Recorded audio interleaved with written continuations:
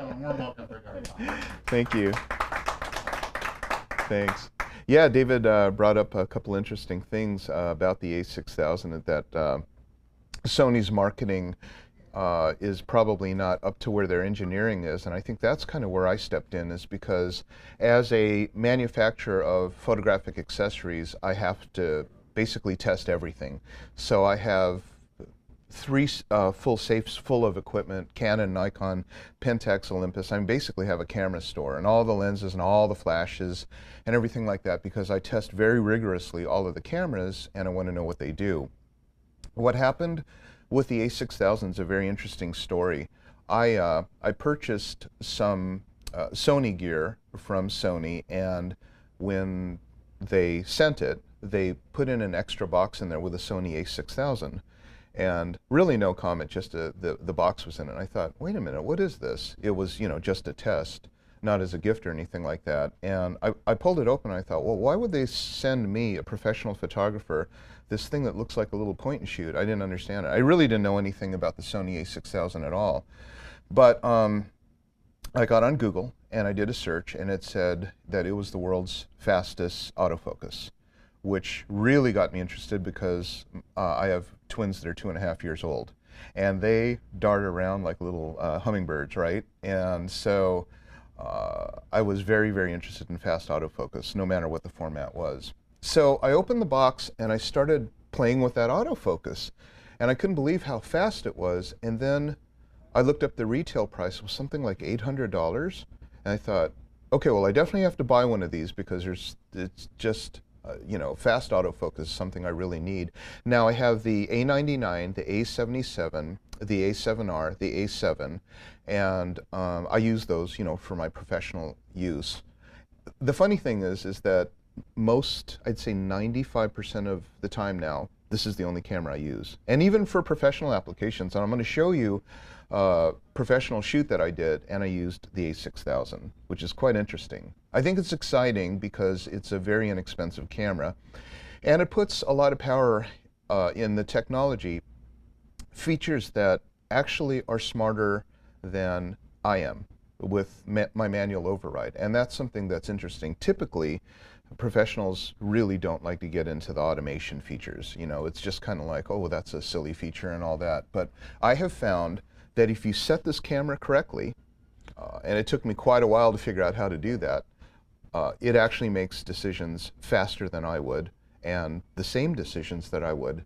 And that's pretty amazing. And I'll teach you exactly how to set that up and how to turn its mind on and get it to work for you. But so what happened with Sony is that I don't have a formal relationship with Sony. As soon as they started coming out with the, I think it was the A77, I contacted a friend of mine who was with Sony, and I said, do you guys know what an incredible camera you have here? It's the one thing that I think is really exciting is the viewfinder, the electronic viewfinder. The A77 has an OLED. These all have an OLED viewfinders, but they're very, very fast reacting. So there's no kind of pause. In fact, it almost fools you into thinking that you're looking through an optical viewfinder, which I think is fun because not only does it have that, but it also has the ability to what I call pre-chimp, which means that you can change the exposure. If you want to go overexposure, you can just wheel your knob into overexposure and watch the exposure change. And if you want to put it in black and white mode, you can turn it into black and white, but it's all in your eyepiece, and that's really fun. Then, not only is that in your eyepiece, the ability to preview what you're about to shoot, it also has gobs of information on the screen. So just imagine that if you're, you know, Canon or Nikon, it's like driving a car with a glass windshield. But if you're with the Sony, it's like you're a fighter pilot with a heads-up display. And you have the ability to see all of these metrics and all of these things. And once you learn how that works, you can control them from inside the eyepiece. And then once you have control of this whole thing, then you can just like do anything that you want. So there's many things that it can do. It can do macro, it can do beautiful landscapes, and I have different settings for all of those. And it's customizable in the buttons, and I'll teach you how to do all that. What's also interesting too is that it's quite a complicated camera. Actually, it has more features than the professional ones. The A7R, the A99, they don't have the same features as this does. And I think I counted like 125 different settings under 7 menus or something like that. A vast amount of changes that you could do to personalize it for your own use, and then you can memorize those different settings for your own use, which I think is really nice. How many of you actually have the 6000? Oh boy, you're going to really enjoy this class, because my friends are all professional photographers, and well, not all. I have some friends that aren't, but I'll hand them the camera and I'll say, "You got to see this thing," and and they'll pick it up and they'll stare at it and they'll go, "Huh." And I look at them kind of goofing around with it. They have no idea what to do next. And you know what happens with me as a photographer who knows all the different cameras and everything like that? I wind up taking a camera and automatically setting it to the parameters that I know. Well, here's an example. If you're shooting Canon, which I shot forever, you have maybe 1 out of 43 focusing spots. And you can move those around in a joystick, or you can put it smack in the center and then, lock on the eyeball and then recompose. And I'm the center lock and recompose person. So if you were to see me shooting, it looks like I'm nodding all the time because I'm locking on the focus and then recomposing. That takes time. And that also requires that the person doesn't move. So what winds up happening is if you're shooting a wedding or if you're shooting children on the move, if you want to lock on that autofocus, then you have to, do that nod thing. If you put it on what's called continuous focus or AI servo, what happens is the optical system cannot properly guess what it is you want to focus on. So if it's a bride and she has a bouquet, it just for some reason, if you're on AI servo, will lock on the bouquet. The bride's face is out of focus. If you're shooting someone's portrait, it'll focus on the nose tip, especially when you're using fast lenses. Like I've got this really cool 55-1/8 Zeiss here. So on the other cameras, I absolutely cannot use continuous focusing. I have to lock it, recompose, and hope that the subject doesn't move. Well, obviously, you miss a lot of shots like that. What's really cool about the electronic viewfinder, what we'll just now call the heads-up display, it will track the face. And it'll go around and it'll go doot, just like your iPhone or your Droid or whatever, your portable camera. When you turn it on, you'll notice a square goes around the faces. Well, that technology's been around for years. And yet it's not possible with the optical. The other thing too about, and I'm 100% accurate about this, the optical viewfinder is going to fade into history.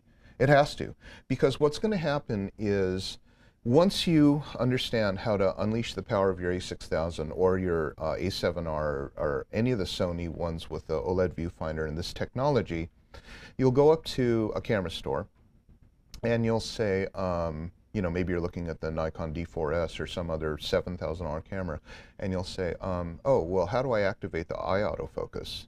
And then they'll say, it doesn't do that. What about face tracking? What about face recognition? None of those can do that because of the optical limitation. Then you add to the technology that all of these guys are mirrorless. And that's incredible because mirrors are really kind of an old technology. I mean, it has to have something that goes with this thing that kind of flops up, a piece of glass that goes up and down, and then is optical. And while it's going up, it's shutting off your view to the image, so you're stuck. Unless you're in live view, you can't see the moment that you caught. Electronic viewfinder will shoot right and capture without having to block your view.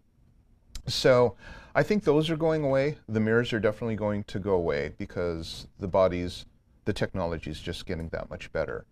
And then, of course, the OLED viewfinder is going to be the way of the future. So let me go through a couple of things that make this camera so exciting, and I just want to show you what it's capable of doing. The first thing that I thought was amazing is that it does 11 frames per second.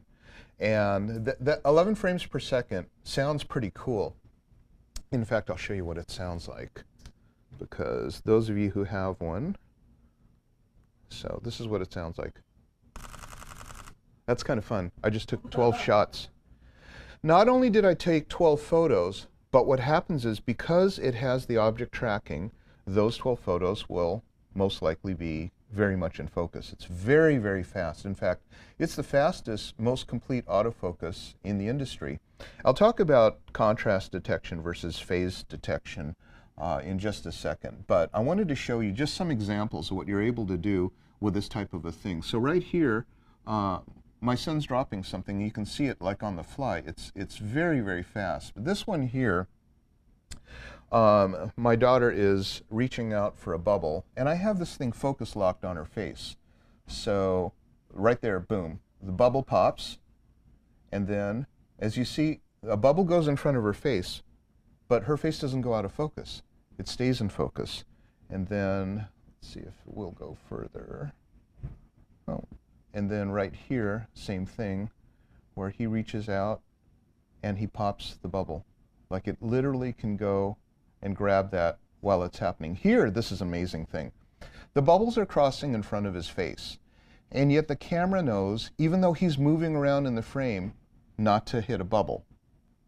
That's really, really cool technology. And what I find in photography is that the great shots, the ones that you miss, are the shots in between the ones that you got.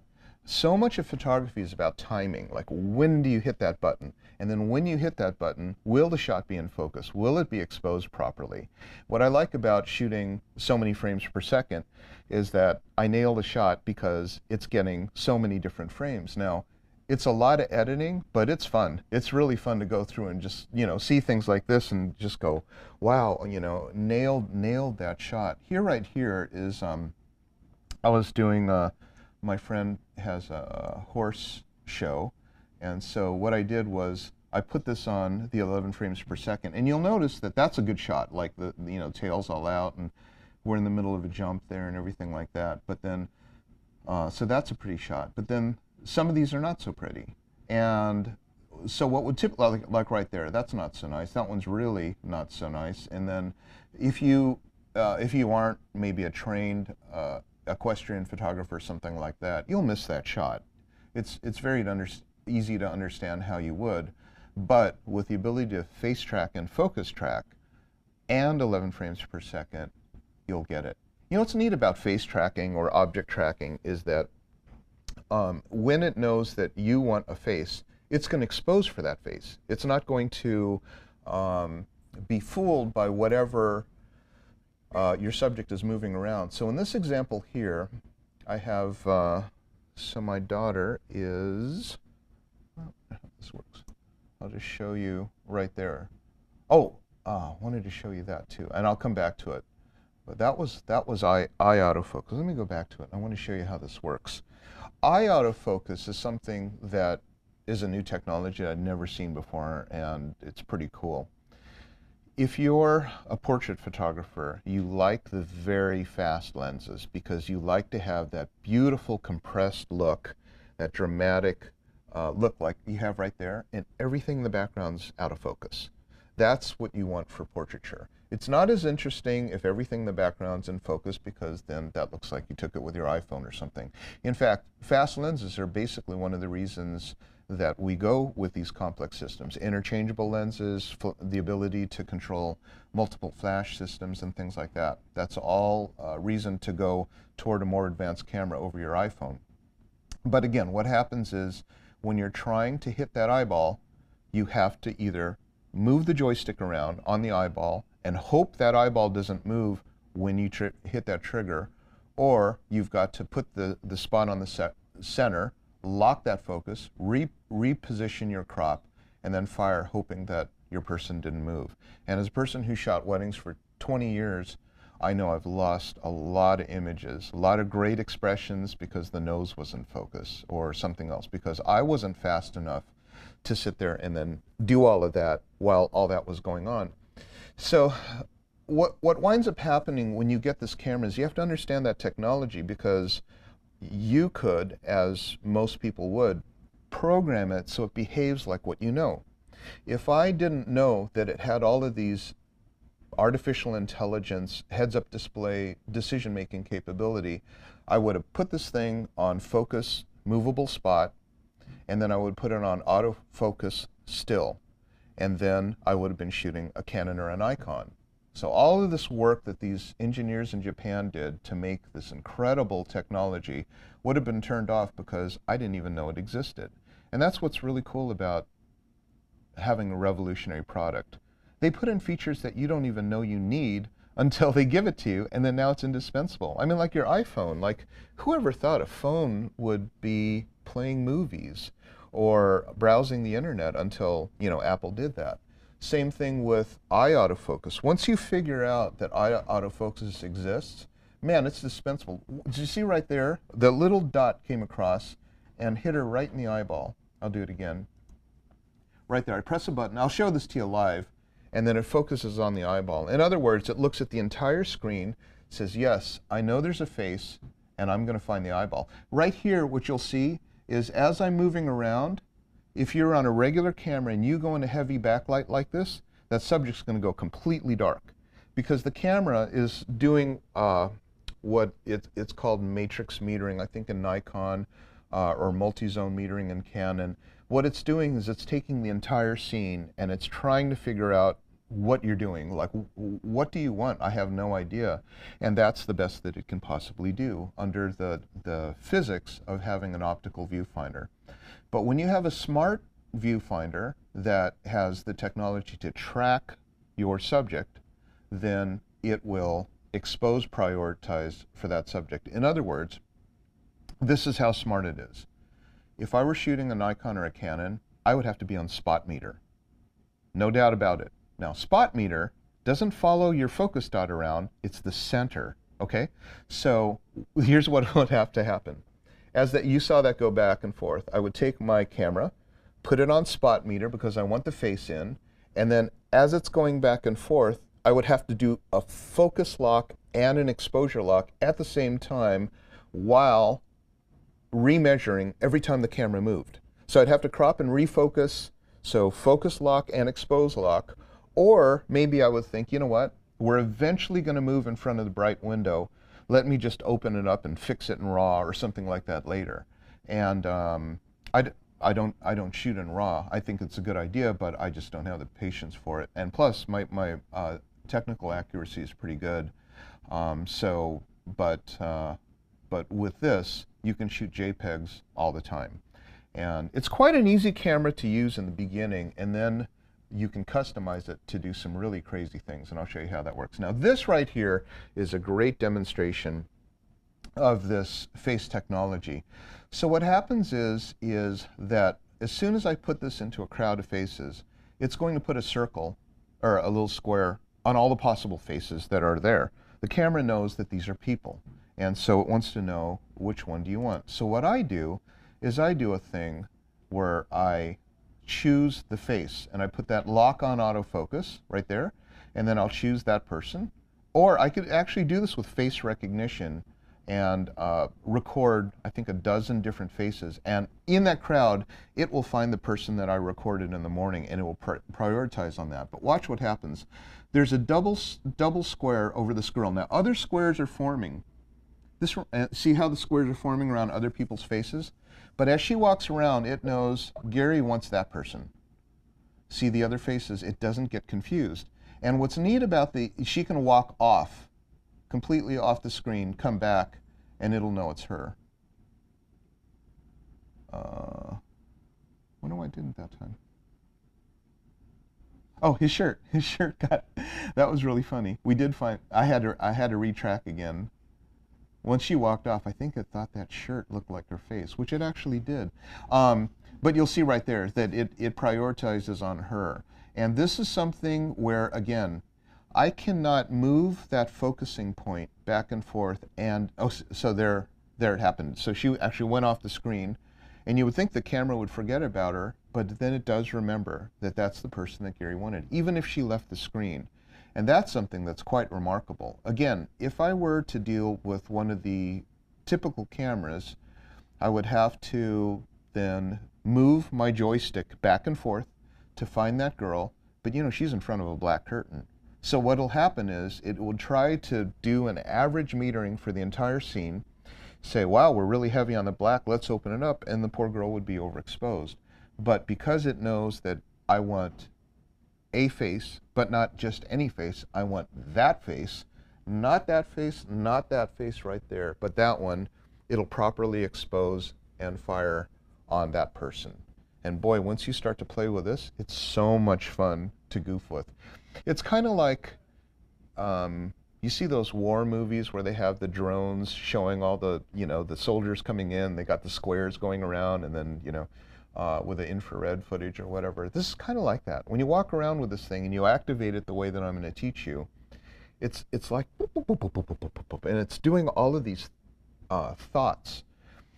What's nice about all of that thinking, like I said before, is it will make decisions that I, as a professional photographer, would do, but faster than I would be able to do it. We're going to hold questions till the end. So that is, that's how that works. And I'll show you again with our model how this works. Now, as a system, there's nothing about this that is lacking for professional use, other than it's not rugged. Like if you hold, an A7 or a A99 or whatever, they're titanium bodies and they're really rugged. This one is, of course, lighter weight, very, very portable. I took it all around yesterday and shot at the 9/11 memorial. We just got some really incredible shots. 23 megapixels, by the way, so it's not a toy. And I did a chart, by the way, comparing the Nikon D4S versus the Canon EOS 1DX. I think they're both about $6,500. And sensor size, I think, what does anybody techie know what the D1X is? How many megapixels? I think it's 16 megapixels, and it runs, I think it'll do 10 frames per second or something like that. And you got this little guy who's going to pull out 23 megapixels at 11 frames per second, but with focus tracking, right? 1/10 the cost. So one of the things that you'll find is, yes, it's not as rugged, but other than that, there's nothing that it can't do that a professional would need. For example, lens interchangeability. You can completely change the lenses as you want, and then you can mount any of the Sony system flashes on here. So it'll take the entire speedlight system. You can also do off-camera flash because it has wireless. And then if you're already in, say, Canon or Sony Alpha or Nikon lenses, and you want to maybe not have to change all of your lenses, the neat thing about these new mirrorless bodies is that you have the capability of changing with an adapter to other families of cameras. So for example, this is hilarious looking, but this is a Canon 70-200, and I can put this on my Sony a6000. So any of you who, find my dot, any of you who are very, very into the Canon system or whatever, like I am, I have so many Canon lenses.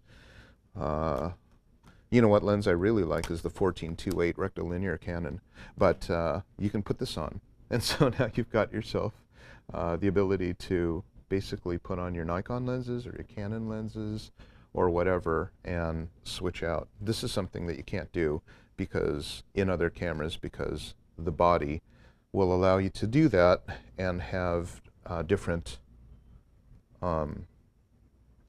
adapters. The other thing is that because, so see there's a little spacer here, and all these contacts on the back talk to the autofocus and the exposure modes. So that's one of the big reasons people say, oh wow, I've got such a huge investment in Sony or, I'm sorry, Nikon or Canon that it's really going to be expensive for me to switch. You can hang on to your lenses. But they've got some really nice customizable lenses for these guys. I've got these fun Zeiss lenses, and these are the E-mount lenses, so they're much smaller, much more compact than the Alpha ones, which would fit on, say, the A99 or A77. But my collection of Alpha lenses can also go on here because they have an adapter for that also. So In other words, anything that I could do on a professional camera, high-speed sync, this one will go up to 1/4000th of a second. Interchangeable lenses, flash control. I can't think of anything where it's lacking. I mean, yes, there's wish list. I wish that the screen would turn around because I myself do a lot of videos, and so I like to, you know, see what I'm looking at. But other than that, I really can't see a lot of things that are missing. The buttons are all completely customizable. I think there's 8 customizable buttons, so you can change and reprogram things. Like you can hit a certain button and it will automatically upload to Facebook or something like that. Let me show you a shoot I just did. And this is actually a professional shoot that I did. Very, very simple. You know, when a photographer is pretty skillful, if they don't need to bring a lot of stuff, because they can master their gear without having just a ton of gear. But this right here is pretty inexpensive Photox Odin flash and the Photox Odin receiver. And what I'm doing is I'm doing double camera off flash with the Sony a6000. And what we're doing right here is we're taking a very backlit day, which would have very ordinary lighting, and I'm firing off the flash and using the a6000 with a standard kit lens, standard pancake lens. So this is what it looks like in the viewfinder. And I'm putting it on manual mode, and that's one other thing that you can do.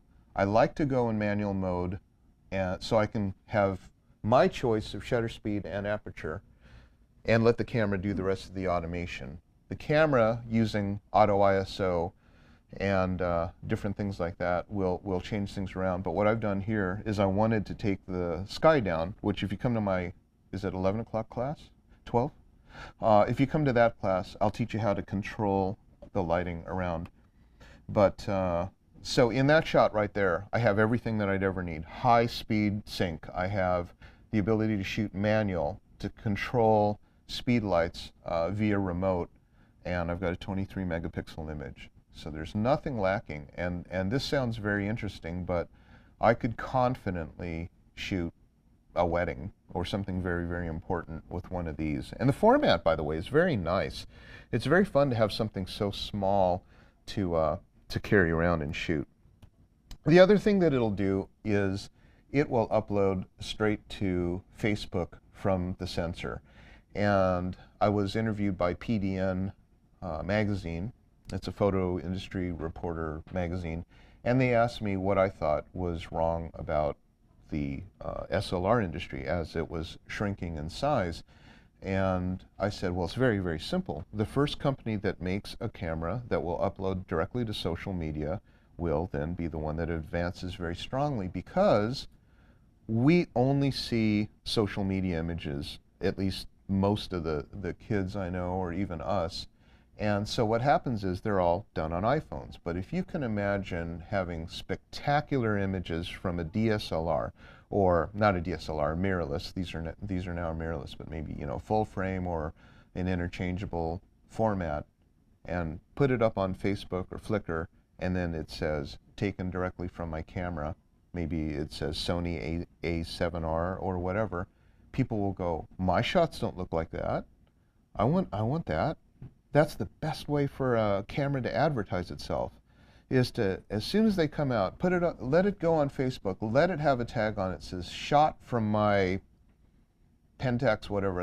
I don't think they've done it, but that's the way that we get back. Because if I take a picture on my camera, I have to take it from there, I have to stick it in here, upload it through some kind of a browser into my computer, from the computer, hook up to Facebook or whatever, and then upload. Well, no one's going to do that, and nobody has, and that's why people just say, you know, I just want the camera right next to me, and that happens to be these, and these guys actually are very, very good cameras. These are obviously much better, because this one can't do 1/1000th of what that can do, but this one can go straight up to Facebook. And so this one has a variety of ways of connecting. It can hook up into a wireless network like at Starbucks and instantly go up to Facebook. It can become a wireless router on its own and then you would, from your phone, choose the wireless network that this guy creates, attach to it, and then make the two transfer images. Or if you have a Droid, all you need to do is walk up and tap it right there, and the images will then transfer. Here's a demonstration of putting it up straight to Facebook. So what I did here was very slow dissolve. Let's see if that goes. Oops, what happened here? I went forward, didn't I? So it is moving, right? Oh, hang on, sorry guys. Oh, there it goes, okay. So see, they're smart. Shot with a Sony ILC a6000. I don't know why they call that ILC, it's actually an alpha. But so what happens is I check it, and I'll show this to you live because I'm going to hook into the B&H network and teach you how to do it. And then now you can select a service, which is Facebook. Now this is something that you download. You can actually download applications just like on your Droid, your Google Marketplace, or your Apple store, and it'll do this. It's connecting to Facebook. And this is all in real time, straight from the camera, so that you can see what it's like. And then you can choose any of your photos. You've seen this before, so I made one. Well, I stuck this in my A7R folder because I had that, and then I upload it. And then it goes straight up to Facebook, and there it goes right there, uploading. And that's really fun because we all love to share our images, and we are very impatient. And so if we take a good one, we want to get it out right away. And so see right there, I've actually stuck it on there, and you can see that it's hit my wall. In fact, on this little Sony, it has a web browser. It's very, very interesting. You go on there, and like when I was at my hotel, it says, you know, 4 Seasons login, and I was, you know, had to type in and get onto their network. And but it does that. It's you can actually see. You can't like access CNN directly, but you can actually see the browser on the little window. So it does take some battery power though. So when you know turn your camera on, it defaults to wireless, and I found that I have much more battery life if I put it in airplane mode. And it's not all the time that you're going to need to be turning this into a wireless device, because it's not like you're getting text messages from it. It's only during those times that you want to create the sharing situation or something like that. So just advice on the use of that, and I'll show you a couple other really handy tips, but it really helps with your battery life to put that on airplane mode, and I'll show you that in a little bit. So also you can directly upload to your camera, and this is what happens. So this is a screen from my iPhone, and so when I'm choosing my network, it'll ask you to choose the direct connection to that guy. And then what happens is there's an app that you can download. It's called Play Memories, and what happens is it will then copy the image from your camera, because this is now a Wi-Fi router basically, and then your camera is going to upload those images into it, and then from there you can upload it to social media if you want. And that's handy when you're somewhere where there is no network. If you're not at a Starbucks, or you're not somewhere that has a network, or even at home, what I do is I make these guys download to my iPhone from my iPhone, then I put it up to Instagram or Facebook or Flickr or whatever. So you go directly to Flickr from that also. And I'll show you some other Play Memories applications. They got a cool one which is called Motion, I think something, where if a person's doing a cartwheel, it will actually show that. Or if someone's doing a jump on a snowboard, it'll show, you know, that arc of the flying. It's pretty fun. It's actually pretty interesting. They have a lot of different ones. They've got time-lapse ones. So just like you would download apps on your iPhone, you can download apps from the Sony store into your camera and customize it so that you can make it do the things that you want it to do. Now again, here are the adapters, and I think this is a key point, that you can put different lenses on your camera. So like right there, I have that 70 to 200 stuck on there, and it shoots great. It also allows you to micro align your lenses. The other thing cool about this heads-up display that I really like, and I configure it so that I can see all the things that I want to see. This I like. I don't need to take my eye away from the viewfinder to see what my shutter speed or my aperture is. And way, way back in the old days of film, you would have these little optical windows. In fact, Nikon would have a window that would magnify right down on the barrel that you would turn to show your aperture. And that's what I'm used to, because I want to see what my shutter speed and my aperture are. And I want to be able to see that. I mean, maybe I could preview the depth of field if I wanted to, but I want to see what that information is. So this is right here is on aperture priority mode.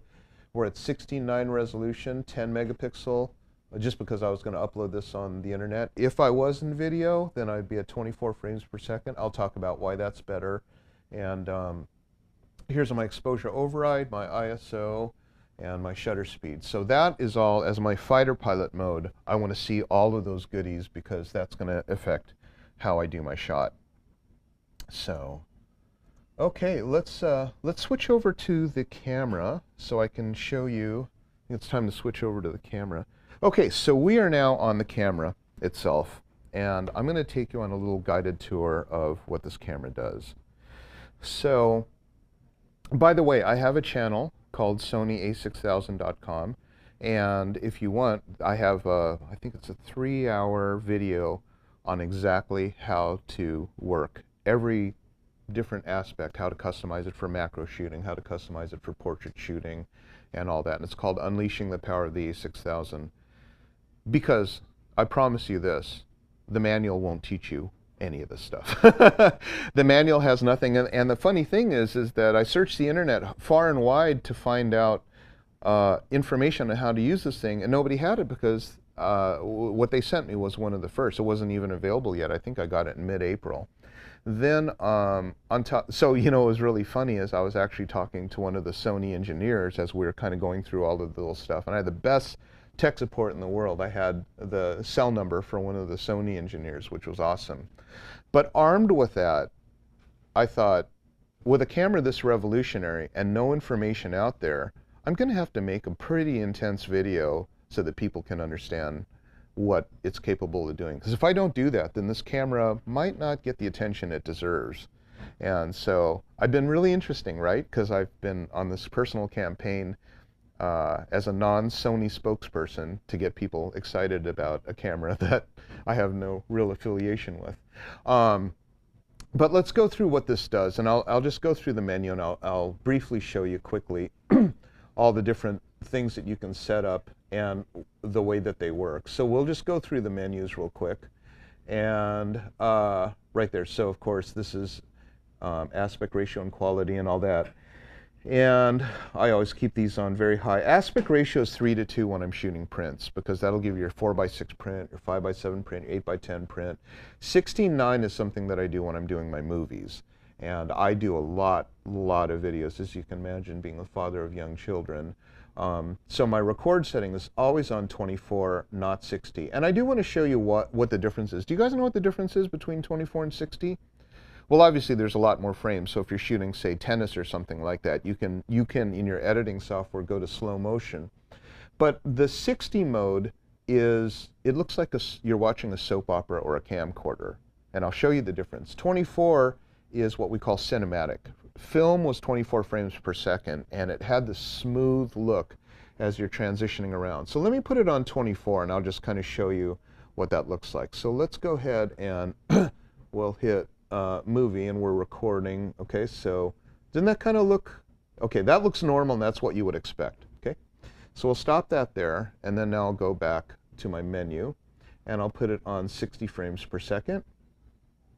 I just put it on the small size so we don't take a whole shebang of room. And I'll put it on this. Now, I don't know if you can see, but how it moves around is very soap opera-like. I don't know if you can tell, but there's on your plasma TVs, there are, what are they called? There's plasma TVs, and then there's, what's the other one called? LED. And the LEDs have a scan rate that look very, very cheap. It looks like when they're moving from side to side, it just looks wrong.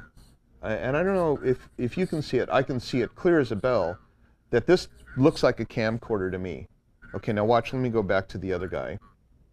And I'll go back, this one right here is a 24. And you see right there where it looks like, this looks like a film. It doesn't have that same kind of, can't explain, it's almost like this immediacy in that camcorder look, which I find very unattractive. So anybody who's cinematic will always choose the 24 on the video. So, and then now RAW versus JPEG. I'm a JPEG shooter. RAW's great because it will, of course, give you everything that ever happened to it. And you have more mid-tone range, and you have you know, wider gamut, and so you have a lot more flexibility. But the creativity that you choose in your viewfinder won't show. It'll show on your viewfinder as you're shooting. So say, for example, you're shooting in black and white mode. It'll show on that. But when you go to your RAW, it will just give you the raw image.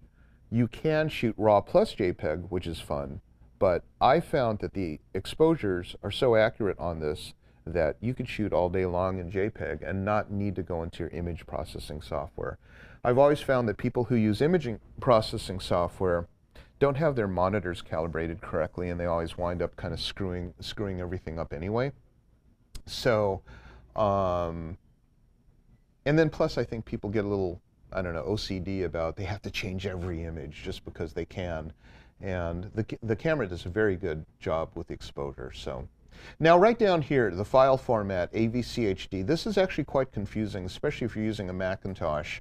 The file format's very weird in that when you shoot a number of videos, it comes out as one folder called private, and in it has all your different videos. Very, very hard, because they're not different file names, to discern one video from the other. So say, for example, I have 60 minutes of video already on it, and then I add another 4 minutes, and all I want is the last 4 minutes. On a Mac, you're going to have to transfer the entire 64 minutes before you can see the 4 minutes. Now that doesn't happen on the MP4, but the MP4 is not the highest resolution. If you want to go 1920, you have to go with AVCHD. And the MP4 is fine for if you're just going up to YouTube. It's not a high resolution. I wouldn't recommend it, but the AVCHD is kind of a very interesting file format to use once you get into the computer. And for that, I do have a video on YouTube to teach you how to handle that. Record setting, of course, I'm never going to put it on 60 myself. Okay, so that'll tell you that you can't record a regular DVD because it's high res. Drive mode, continue shooting. Now, anything that you want to do on the computer is accessible in these menus, but much, much faster to do once you customize these buttons. So flash mode is very cool because it has different modes. It's got a pop-up flash that is, you know, kind of silly because it's so small, but it actually doesn't do a bad job if you're about 5 feet away. It's funny. It's just funny. It's a little funny guy. Tiny, tiny, tiny thing. But it does a flash, and so, as you can see right there, don't you love it when I take pictures and I don't tell you they're coming?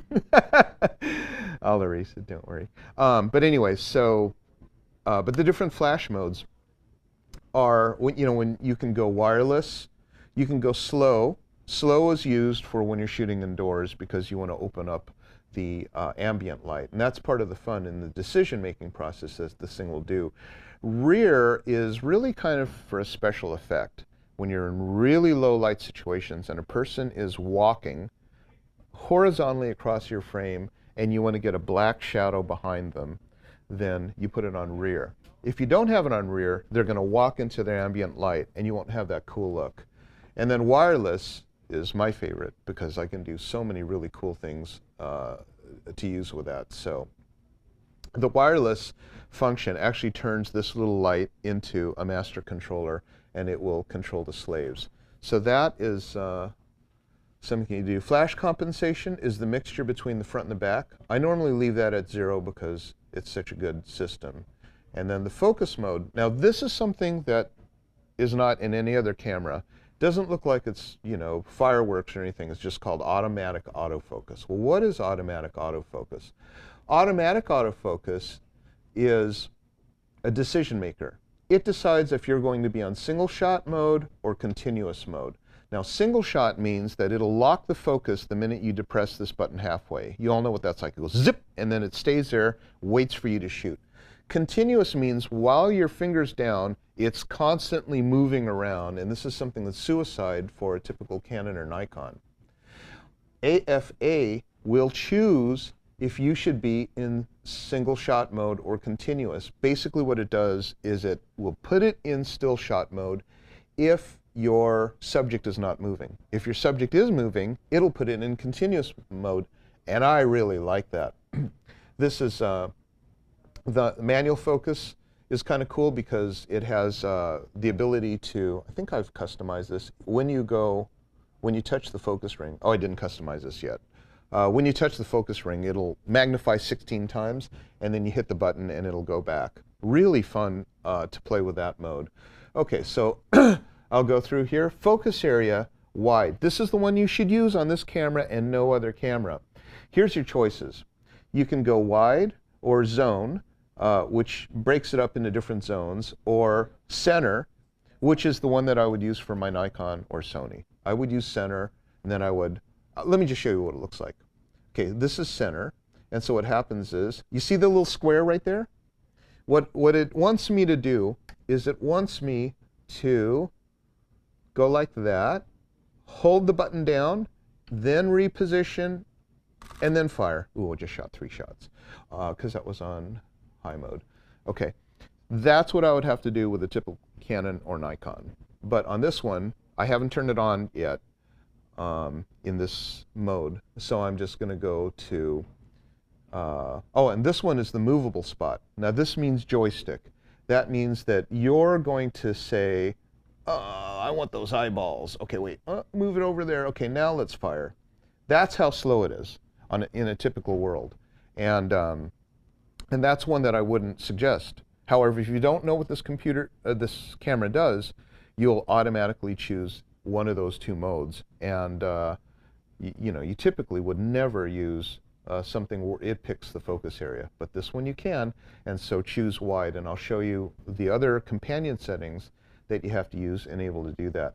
Autofocus illuminator, always turn that off because it looks like a police helicopter is arriving on the scene.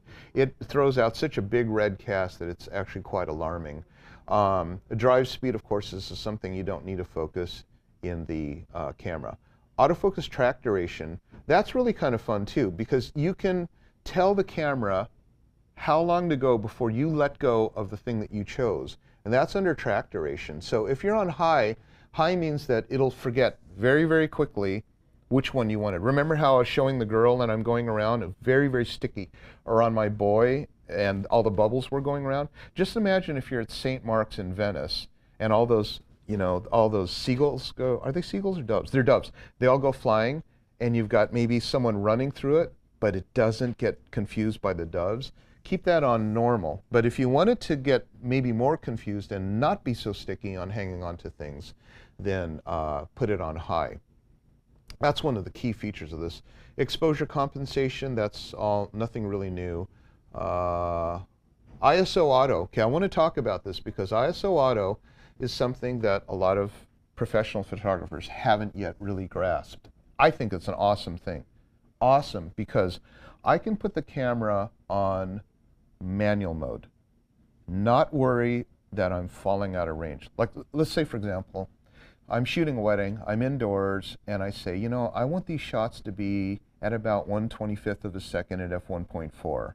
And all of a sudden the bride goes running out to the limousine, and I forget to change my ISO. Boom, boom, boom, boom, boom. All of a sudden I've got these shots that are 5 shots overexposed because I might have had it at ISO 1600 or 800. What ISO Auto does is it allows you to pick the shutter speed and the aperture in manual mode, lock it on that, always get the right exposure, and forget about everything else because it will change the ISO for you, which means that you have the ability to control your manual camera without worrying about if the exposure is going to be right, because the ISO will shift, and that's really super fun. That's something that I like to do a lot when I'm shooting in manual, is put it on ISO auto. Now when I'm shooting in special conditions outdoors where I want to take down the ambient light and darken it quite a bit, then I'll choose maybe one of the lower ISO speeds, but that's a little bit of an advanced topic. Now, what's also really cool about this is, see right here, people say, you know what, I don't really like shooting anything more than 1600. Well, fine, then just tell it that you don't want to shoot more than 1600 and it will stop at 1600. It won't take you past that. You know what, I found great results at 6400 on this one, and it'll go all the way up to 25,600. And what I did is, on my YouTube channel, I actually took the noise reduction and I did a demonstration of how that works. I photographed a dollar bill and show how the noise reduction worked at 25,600 and show you what happens with the detail. It's quite interesting. But I found that I'm very safe all the way up to 6,400, and that's a lot of fun to be able to shoot like that. It's not a full frame sensor, it doesn't have large pixels, so it's not known for being very good with ISO, but you know what, in practical uses, I think it's fine. So that's that. And then metering mode, this is something, again, that you typically would probably have to work around with in the Canon or Nikon. This is the old days where they had 5-zone metering. So it basically splits it up into zones, center, and then the edges, and it kind of figures out what it thinks that you want. This is center weighted.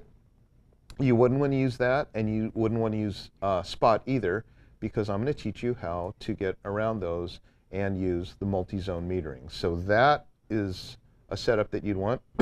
White balance, boy, I've got probably 4 hours on YouTube on just white balance alone. I'm going to teach you how to use that. In fact, I'll teach you how to use it right now. So, because I don't want to go out of order. So let's talk about white balance. White balance, if you're in auto white balance, the camera does what it can to try to figure out how close we are to having a neutral color. After all, that's what white balance is. It's neutral color balance. And what I like about custom white balance is that it's 100% accurate. I think it's, on an 8-bit image, it's 16.8 million accuracy or something like that. Let me show you how fast it is to set up a custom white balance on the a6000. So we'll go right here to white balance, and then instead of auto, I'm going to go all the way down here. Now, and this, by the way, is something you can see in your viewfinder. So let's say, for example, we know we're in fluorescent lighting, but look at, there's different fluorescence. There's cool white, there's warm white, and there's day white. And if you look at each of these lights, you can see they're all a different color. So it's not a good idea to choose fluorescent. Of all of them, it's probably the least accurate, you know, and then there's flash. Now you see flash is really warm because we're under fluorescent light. Color temperature, you can change that, and this is super fun to play with. It's a whole nother topic. Auto white balance underwater, of course, when we're diving, we want to use auto white balance underwater. But this is the one that we're going to play with, is the custom white balance. Do you have your little dome? Yeah. Okay, so watch how fast it is to set up a custom white balance and achieve perfect color. So just go and hold this like right in front of your face, the other way though, like you're a greyhound with a muzzle, and look toward me. So what happens here is I'm going to set it like this, and what it'll do is it'll give me a circle.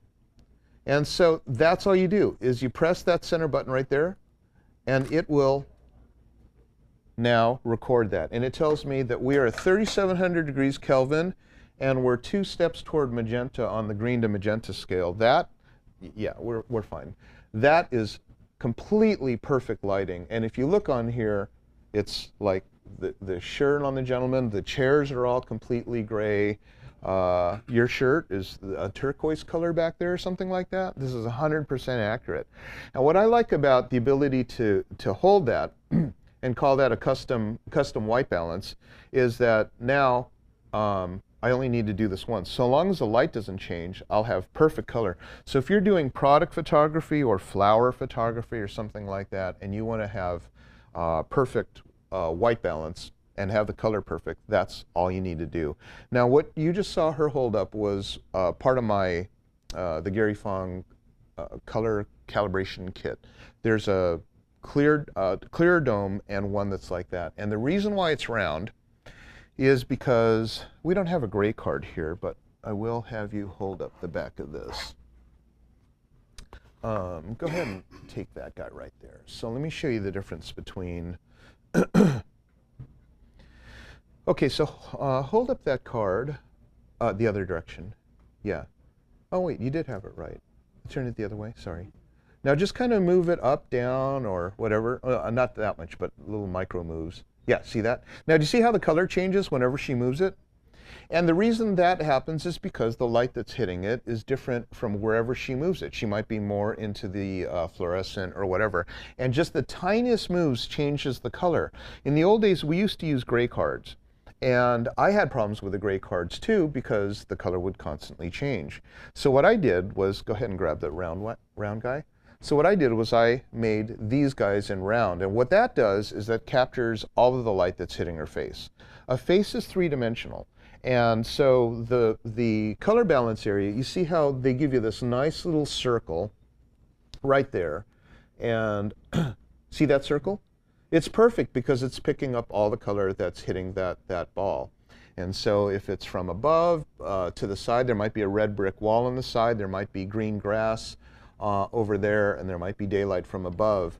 If you use any flat measuring surface, you'll get not the accurate color because you're not averaging over the entire thing. Okay, that's fine. So, and then the other thing too, oh, you know what? Let me go back. And the other thing too that you can do is, so we're at the 3700K setting. This is perfectly right on. I'm just going to go ahead and choose you as a focus point. Okay, hold it to the side of your face. Yeah. Okay, or actually, but aim toward me. Actually, put it right in front again, like you had it, and then we'll just do a shot like that. So, if we do one shot like that, and then later, go ahead and take it away. Oxygen mask. Please fix your own before assisting others. So, so what happens is if I was in my post-production, I would put my Lightroom or my Photoshop or whatever, my info color neutral thing, and put it right on there with a tool size that big, and then lock that. Then I would use that color setting to post-process all of the rest of my images if you're in Lightroom or anything like that. So you got a double whammy here. Not only do you have complete neutral at the time of capture, which would then change the color temperature of your white balance, but when you're shooting, when you're post-processing, you would then neutralize it there, and you would have color accuracy that's phenomenal. And that's the thing, is when you're looking at your images, you go, something doesn't look right. It's the color. Or it's the exposure. And that's the nice part about being able to object track, is the exposure. Okay, auto high dynamic range, that's all kind of not as exciting as some of the other features here. So let me show you creative style, and I really like creative style because I can go to these different ones. Neutral is my choice, by the way. Whenever you're shooting, I like to choose neutral because we can always increase the color saturation or the contrast of an image, but we can't decrease it. And the inability to decrease will make your colors not as rich in the midtones. Why is that important? Well, let's just think in our mind, what does a rose look like? Is it a solid red rose, or does it have many, many shades of pink to red to crimson and all that? And that's what gives it its three-dimensionality, is the ability to capture many different colors of red. The way I like to say it is, if you are a person who has crayons and you get 8 crayons versus a 64 crayon box, the more crayons you have, the more ability you have to fill in the colors that are in between. That's where you get what I call mid-range detail, and that's where you need to stay away from high contrast or high saturation. Typically, most of your cameras will be set to something like Vivid or Standard, which actually boosts the sharpness or the contrast or the saturation. And that looks fine if you're in the camera store comparing it to the other ones, but when you really want to get that most accurate color, go to neutral. This is portrait, landscape, black and white. This is the one I really like. The ability to shoot in black and white, but see it in your eyeball, and that's different than you could ever have with your optical viewfinder. So that's what I do. I go between black and white and color a lot. Picture effect, this one's kind of silly. Picture effect is kind of like Instagram, and it's kind of funny, you know, like things like that. I stay away from it because it's a little bit too much for me. And the pro cameras, like the A7R and A99, they won't have things like that. So this one's kind of like more for a bigger market. High ISO noise reduction, I have a whole video on how that works and how it will take your very high ISO and reduce it. This one right here, lock-on autofocus, is probably the best feature of this camera. This one right here, memorize what this one does, because this is how I get to choose the face I want. Watch this. Once I choose that, it knows her. And then, tell you what, why don't you walk backwards, and I'm just going to follow you around. And maybe squat down in between other people so that your face is among others. So she just left, and now she's going to come back in. So go ahead and squat down. And there. So I'll go like this. I choose you. Okay. And now see the double? See the double on her? Okay, so Molly, just walk around, and then, and then go back, and now squat down. Yeah, see? So it's on her. Now there's other people, see these boxes? There's other boxes on other faces, but it knows I want her.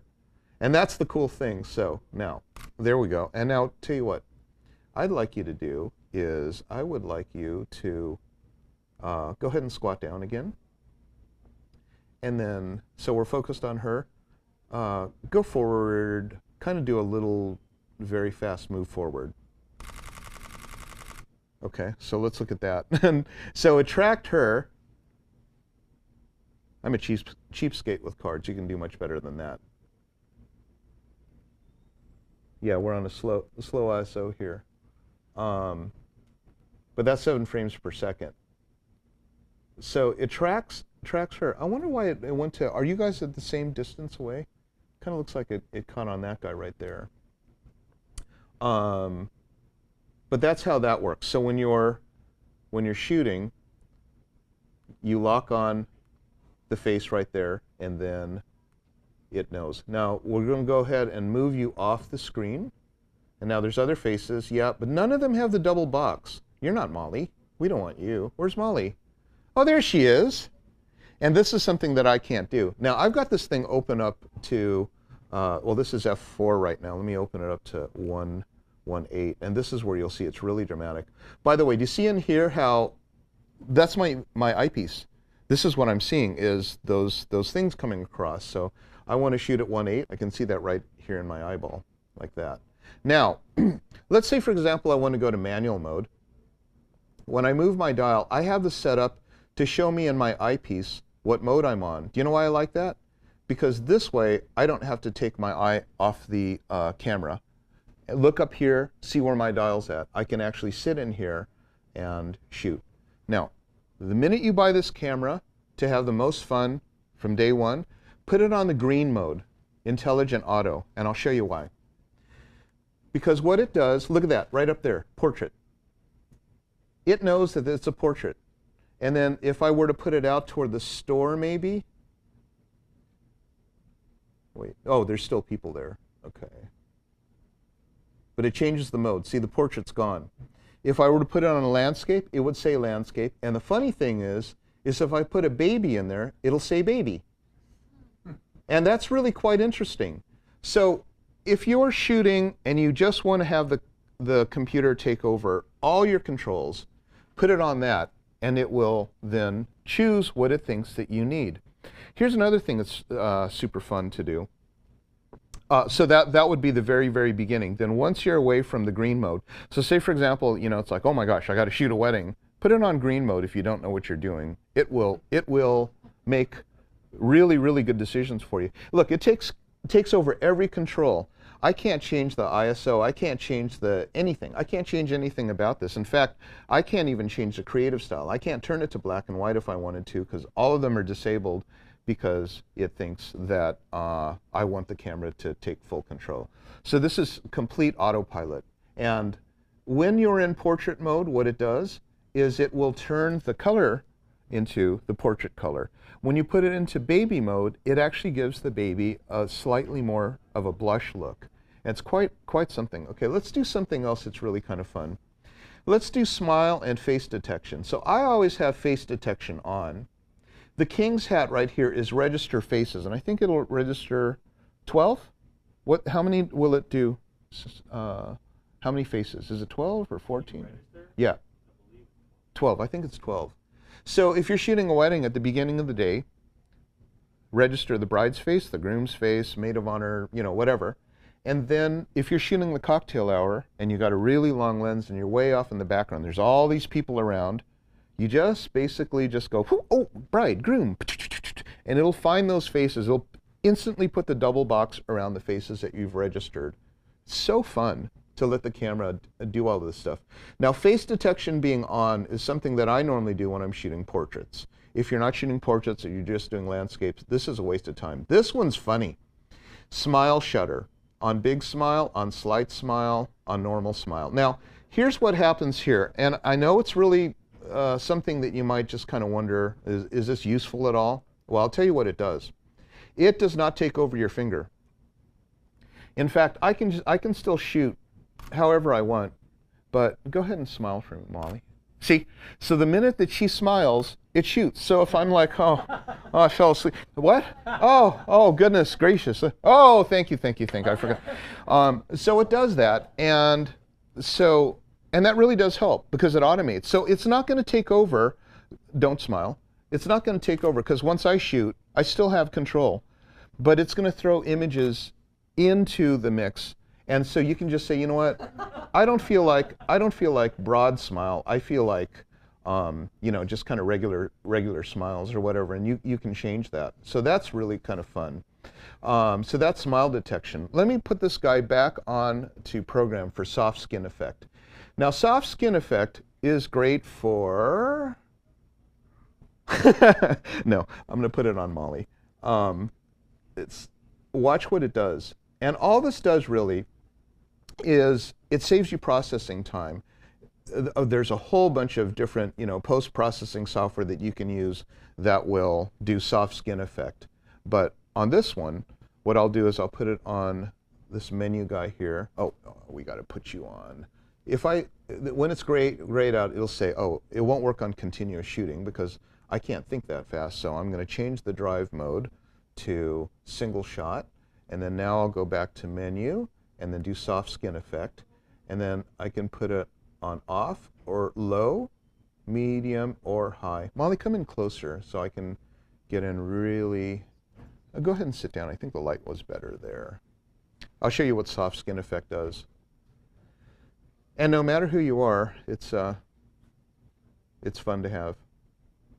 Okay, so that's a shot with soft skin effect. Let me show you what it looks like. Can you see the difference? So let's go back to regular, and then let's go back to soft skin effect. Regular, soft skin effect. And what it does is it finds the flesh tones, and it just basically cleans them up. Now, if you're shooting in RAW, you're not gonna, it's not gonna stick. In fact, most of these functions don't stick when you're shooting in RAW. But, so you can put it on high, or you can put it on low or mid. And so, depending on the age of your subject, or how much they want it to be, you know, softened up, you can use that. And so there's a lot of different processing things. Auto object framing is very interesting if you're a sleepy photographer and you're, you know, often caught missing shots because you're not really all quite there. So let me show you auto object framing. Let's put this right here and just say that, you know, I'm just kind of not really with it and I forgot to recrop. So we'll go to position. What it will do is it'll put the face into rule of thirds.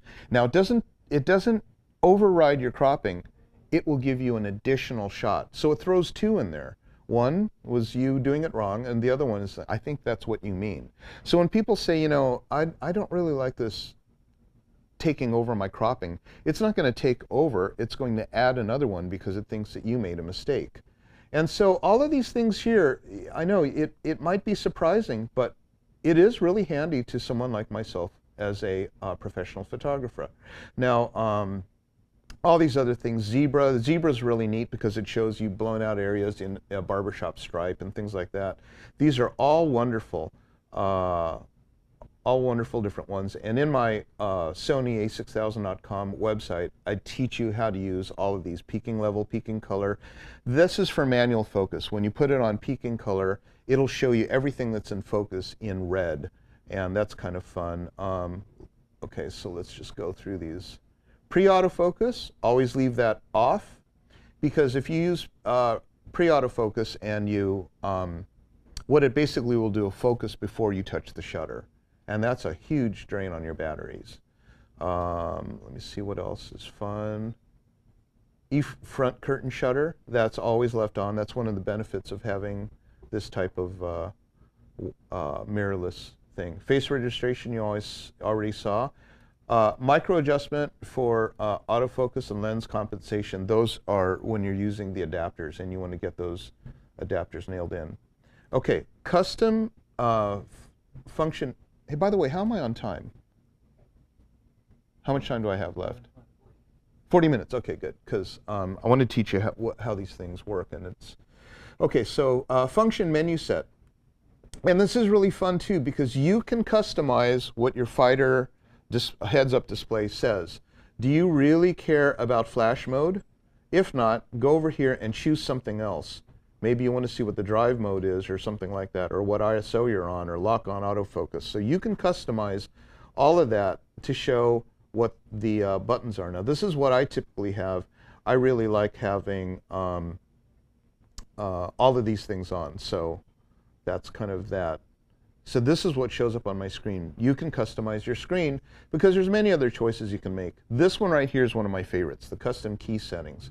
Custom key settings allow you to overwrite the decals on the buttons and make them whatever you want them to be.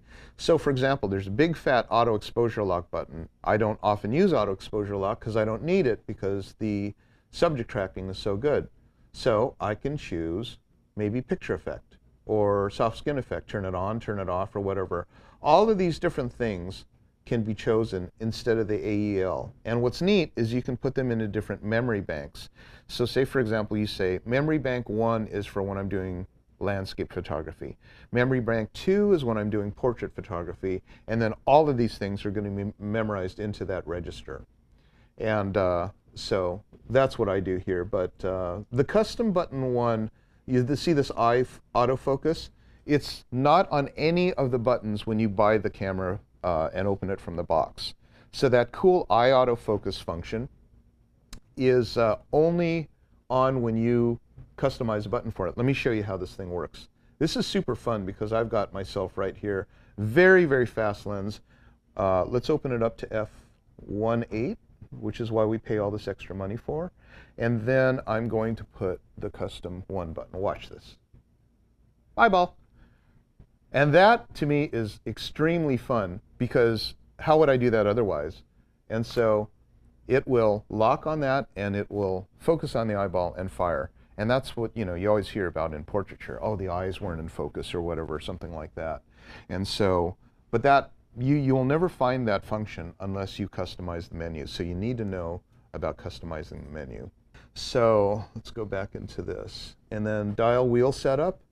This is for something that if you've got 2 different wheels here, so if you want the one in the back to be shutter speed and the one in the front to be aperture, which makes more sense to me because the aperture ring is normally in the front, then you just go ahead and change that. What other? Oh, send a smartphone. So this is the fun part here where we can now say, I've got this image and I want to send it to my smartphone. It'll say Wi-Fi standby. And then right there, those of you who have phones, you will now see there's a network that's coming from this camera, and it's called that. And then there's a password, and it's that.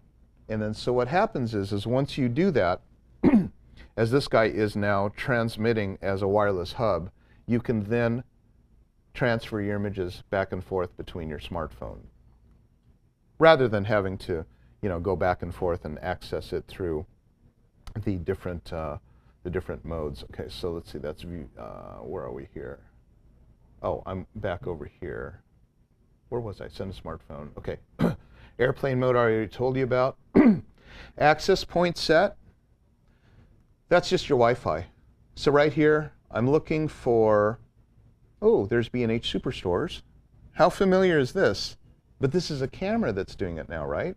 So now I'm going to connect to B&H, and I will have, now I'm registered, so now I've got the ability to browse. So now that I'm in here, I can go to my application list right there.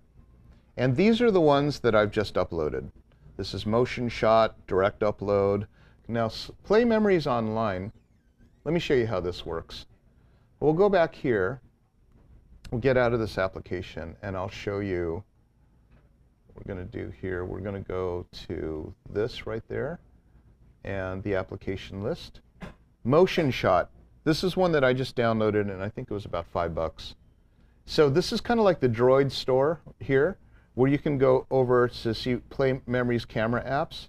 And once I hook up into there, it's going to find the B&H access point.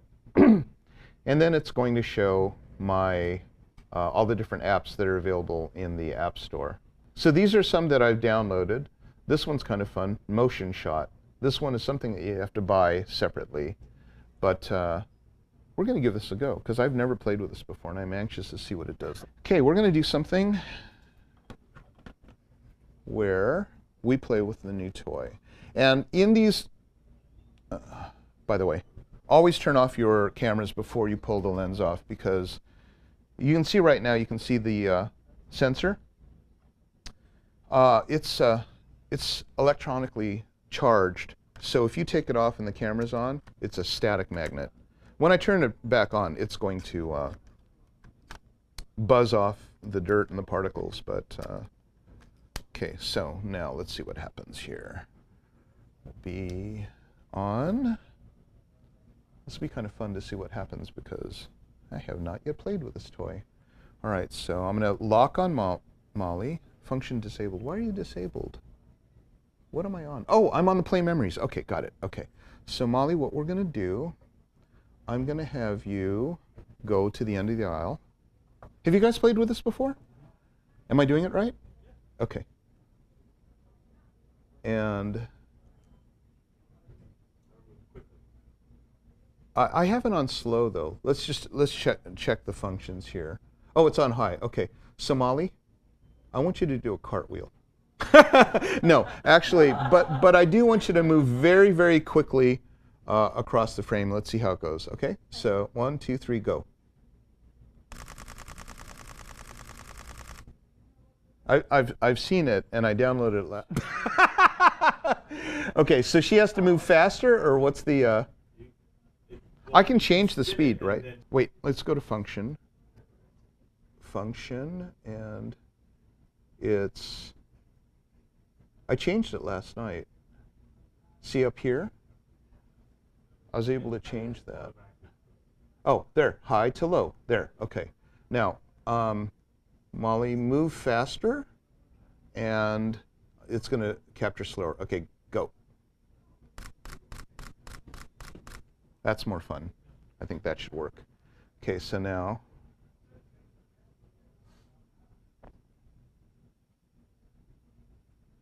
Yeah, that's it. That's cool. But like, so if somebody, I have this on a high ISO also. But like if you're doing like, say, snowboarding or something like that, and someone's doing a trick, you can do that. And this would take you so much long. It would take you forever to mask every single one and then layer them. You know, so you'd have to do all that. Right there, the start point.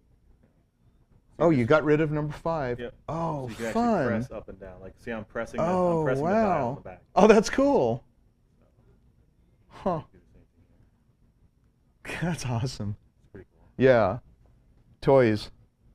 But that's a downloadable app, and it also has like the ability to do stars at night or time lapse or whatever, and those are different apps. So let's get out of this application and exit application. So we're now, because what that did was it took the entire camera over to do that. And then these are view modes, so this is not that super interesting. tile menu. This is if you're a Next user and you miss the old tiles. So that what that does is it just takes the menu into the old style like that, which some people actually prefer. I know the old ones, so let's get out of this. Camera settings. Playback. I'm probably there. Okay. And then what else? Cleaning arrow.